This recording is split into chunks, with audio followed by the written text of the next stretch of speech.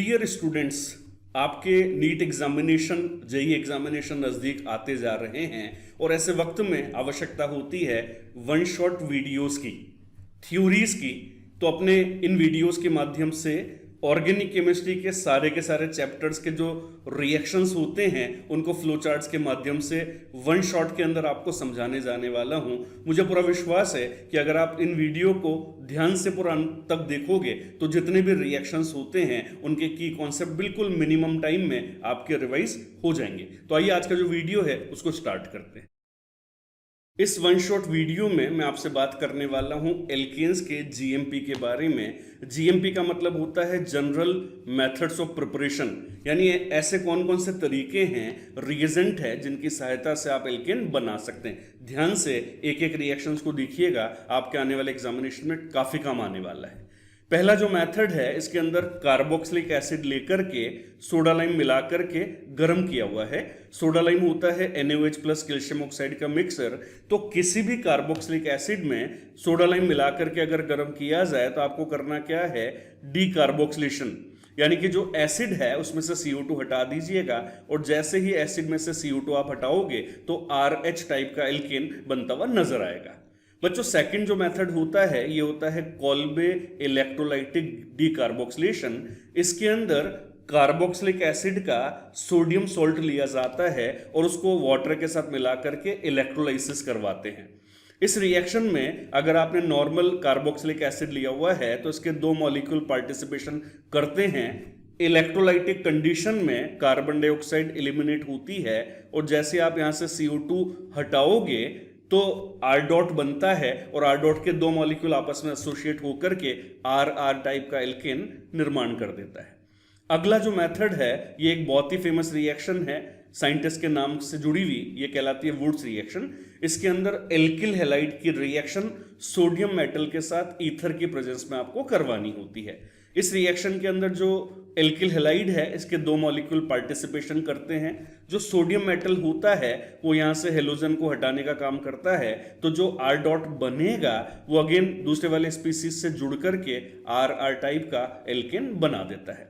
बच्चों, अगला वाला जो मेथड है ये भी वुड्स रिएक्शन की ही तरह है, बस इसमें फर्क इतना सा है कि सोडियम के बजाय जिंक मेटल लिया जाता है। दैट्स वाई इसको बोला जाता है फ्रैंकलिन रिएक्शन। तो इसके अंदर आपको उसी तरीके से आंसर बनाना है जैसे वुड्स रिएक्शन में होता था, यानी कि आप एल्किल हैलाइड के दो मॉलिक्यूल लीजिएगा, जो जिंक है वो जिंक हैलाइड बना करके अलग हो जाएगा और जो R है वो दूसरी स्पीसीज से जुड़ करके RR टाइप का एल्केन बना देगा।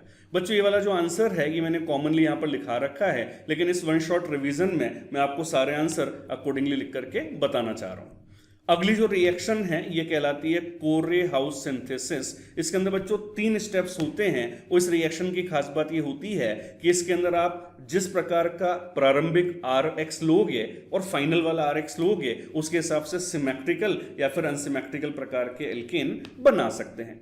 तरीका ये होता है कि सबसे पहले जो इनिशियल RH होता है वो लिथियम के साथ मिलकर के RLi बनाता है। फिर वो जो RLi होता है वो क्यूप्रस हैलाइड से रिएक्शन करके R2CuLi एक प्रकार का ऑर्गेनोमेटेलिक कंपाउंड बनाता है और वो जो R2CuLi बनेगा वो जब RH से फाइनली रिएक्शन करेगा तो हेलोजन को एज ए लिविंग ग्रुप हटा करके R यहाँ पर इंट्रोड्यूस हो जाएगा। तो कुल मिलाकर के RR, बट ज़्यादा अच्छा है मैं इसको डैश कर देता हूं ताकि आप समझेंगे कि इसके अंदर आप जैसे चाहें वैसे हैलाइड लीजिएगा और रेस्पेक्टिव अनसिमेट्रिकल एल्केन भी बड़ी आसानी से बना सकते हैं।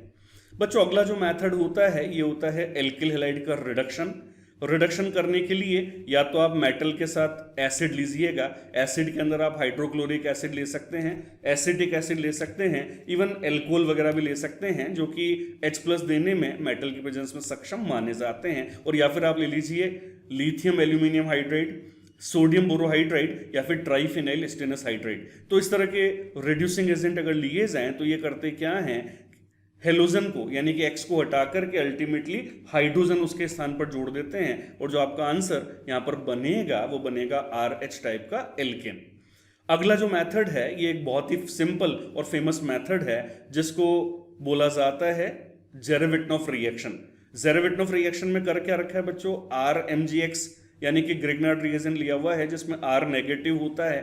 अब इस R नेगेटिव को H पॉजिटिव प्रोवाइड कर रखा है जो कि एसिडिक हाइड्रोजन माना जाता है। अब आप ऑक्सीजन से जुड़े हुए हाइड्रोजन ले सकते हैं या फिर आप नाइट्रोजन से जुड़े हुए हाइड्रोजन ले सकते हैं, इवन आप टर्मिनल एल्काइंस भी यहां पर ले सकते हैं। तो ये सब H पॉजिटिव अवेल कराएंगे और ये H पॉजिटिव R नेगेटिव से मिलकर के एक एसिड बेस इंट्रैक्शन करेंगे और RH टाइप का एल्केन बना करके देंगे। अगला जो मेथड है ये भी एक बहुत ही वर्सेटाइल रिएक्शन मानी जाती है, जिसके अंदर आपको लेना होता है एक strong reducing agent that is HI, और ये काम करता है रेड फास्फोरस की प्रेजेंस में 140 डिग्री सेल्सियस टेम्परेचर लेते हुए। बच्चों ये काफी ज्यादा स्ट्रॉन्ग रिड्यूसिंग एजेंट होता है। ऐसा इसलिए बोला जाता है क्योंकि अगर आप एल्डिहाइड कीटोन लोगे, एल्कोहल लोगे और इवन आप कार्बोक्सिलिक एसिड भी अगर आप लेते हैं तो सभी को कंप्लीटली रिड्यूस कर देगा। और रिड्यूस करने का तरीका क्या है कि आप ऑक्सीजन सारे के सारे हटा दीजिएगा और उसके बदले हाइड्रोजन जोड़ दीजिएगा, तो रेस्पेक्टिव आंसर आपको बनता हुआ नजर आएगा। अब आंसर बच्चों सबस्ट्रेट पर डिपेंड करेगा। जैसे अगर अपन ROH की बात कर लें तो ROH के अंदर तो क्या बन जाएगा, ऑक्सीजन हटा दीजिए, RH टाइप का आंसर। लेकिन अगर आप कार्बोक्सिलिक एसिड की बात करते हैं तो इसमें R+1 कार्बन है, तो जब आप एल्केन बनाओगे तो ये बनेगा RCH3 टाइप का। और इसी तरीके से अगर आपने एल्डिहाइड या फिर कीटोन लिया तो एल्डिहाइड के अंदर तो RCH3 चलेगा, लेकिन कीटोन के अंदर तो R+C+R है, तो उसके रेस्पेक्टिव आंसर को अगर मैं लिखूं तो ज्यादा अच्छा होगा कि इसको मैं ऐसे लिख देता हूं। यानी कुल मिलाकर के ये ध्यान रखिए कि रिडक्शन के अंदर number of carbon should remain same, ठीक है ना। आपको ऑक्सीजन हटा करके हाइड्रोजन लाना है, लेकिन कार्बन चेन में किसी भी प्रकार का अपग्रेडेशन या डिग्रेडेशन नहीं करना होता है। बच्चों अगली जो रिएक्शन है ये है क्लीमेंशन रिडक्शन, जिसके अंदर रिएजेंट ध्यान रखिएगा जिंक अमलगम प्लस HCl। तो अगर ये वाला रिएजेंट आप लेकर के चलते हैं तो एक मॉडरेट रिडक्शन माना जाता है और अल्टीमेटली आप इस तरीके से ऑक्सीजन हटा करके हाइड्रोजन लाते हुए आंसर बनाइएगा तो आपका जो आंसर है ये बन जाएगा एल्केन। अगर कीटोन है तो इस प्रकार का एल्केन, और अगर एल्डिहाइड होगा तो कुछ इस प्रकार का एल्केन। यही काम वॉल्फ-किर्चनर रिडक्शन भी कर देता है एल्डिहाइड कीटोन के साथ, लेकिन यहां पर जो रिएजेंट है वो थोड़ा सा अलग है। आंसर बनाने का तरीका तो वही है, इवन आंसर भी वही है, लेकिन रिएजेंट थोड़ा सा अलग है। और वो रिएजेंट क्या होता है, NH2NH2 या N2H4 यानी कि हाइड्रोजीन, और हाइड्रोजीन के साथ आपको लेना होता है NaOH या फिर KOH हाई टेम्परेचर पर, ठीक है ना। तो क्लीमेंशन के अंदर तो एसिडिक मीडियम है, जबकि यहां पर एल्कलाइन मीडियम काम में लिया जा रहा है।